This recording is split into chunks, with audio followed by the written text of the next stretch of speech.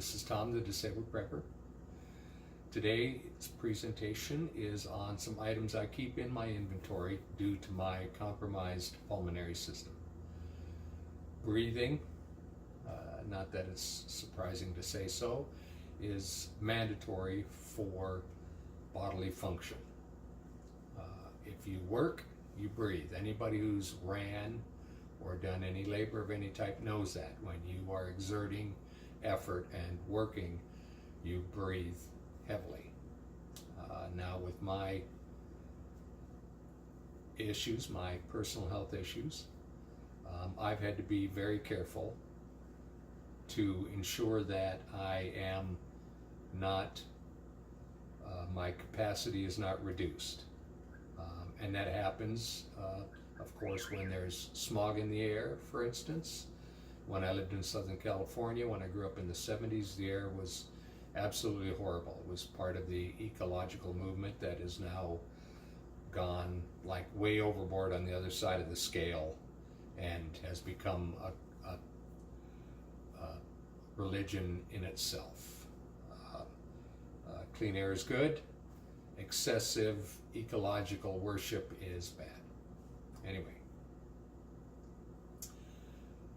I also grew up in a house with both my parents smoked heavily, and of course in my teens I smoked cigarettes. I started smoking cigarettes when I was 15. I smoked until I was 41, I believe it was, and in high school I smoked pot and a lot of other things that were very bad. So my lungs are dramatically compromised. So consequently nowadays, when the air quality is very poor, or if there's fires, wildfires that fills the air with smoke and particulates, I have to be very careful. And so the way I'm careful in that is by these three ingredients. The first is most commonly recognized by pretty much everyone. It's one of these standard medical masks.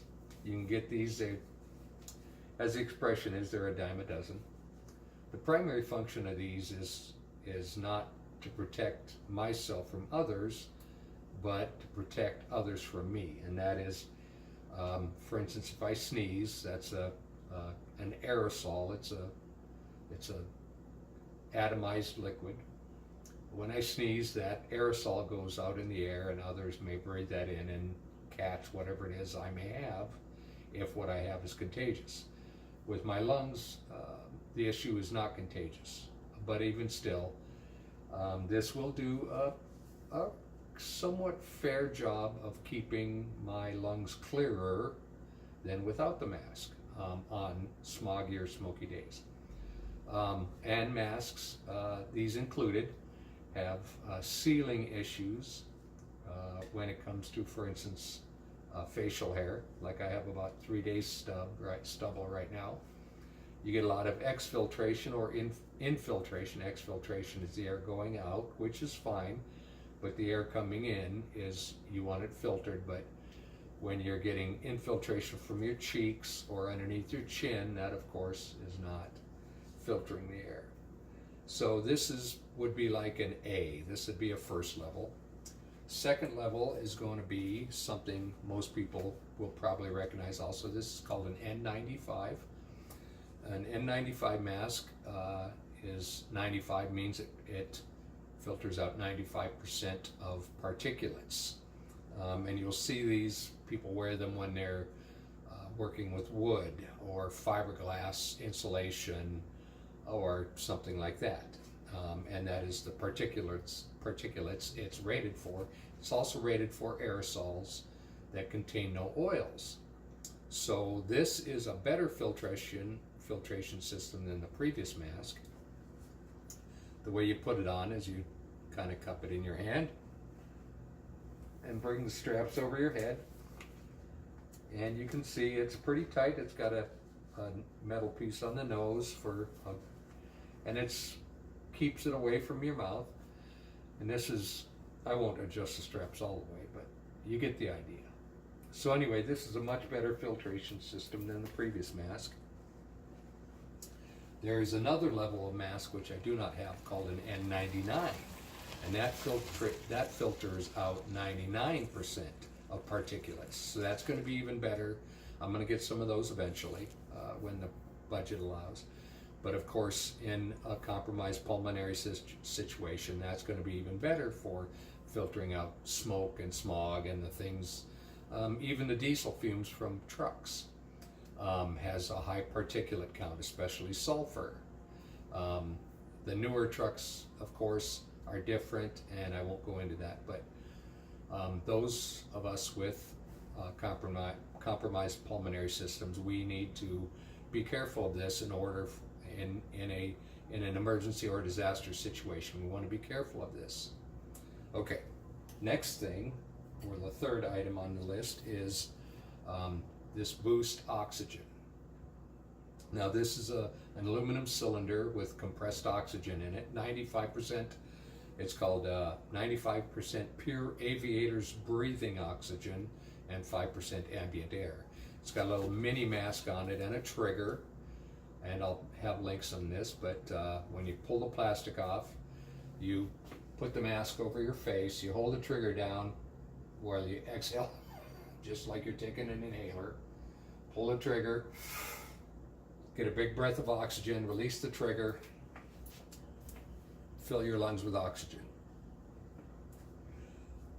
and repeat as necessary. There are people who actually, used to be, I don't know if they still are around, used to be what they call Oszi Bars, which is an oxygen bar where you actually put a mask on and you sit or lay and just breathe oxygen. Now the body, of course, needs oxygen, and so the better oxygenated you are, the better you're going to perform, the clearer your thinking is going to be. So in an emergency or disaster situation, those of us should have such items so that we can, while we may not perform, I'm not going to perform on the same level as, say, Chris Carter of the Minnesota Vikings, former pass receiver running back for the Minnesota Vikings, or Robert Smith, running back for the Minnesota Vikings. I can't participate on that same level, but on the level I can function on should be at my best, and with oxygen and clean lungs, I am going to be able to perform at my best. Okay, so that's pretty much for today. I'm going to do another video in the future about other masks, and those are like half-face masks with filtration medium on them, and even a full face mask, even up to the level of a gas mask. These are and also I want to include in that what they call escape hoods. Escape hoods are a mask with a hood. For instance, if your house is on fire, you can slip this over. It has a filtration medium. It protects your head and your face from smoke and fire, so you can get out of the house safely. And as I say, as I've already said, those of us with a compromised pulmonary system, these should be pretty high on our prep list, items that we should have.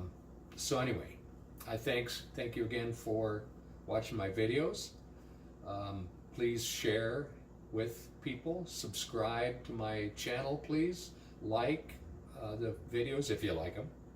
If you don't, leave a comment saying you don't like the video, that I need a haircut, or I need to trim my nose hairs, or something like that. Also hit the notification bell in the corner, and remember to always keep your nose in the wind and your eyes along the skyline. Until we meet again, bye.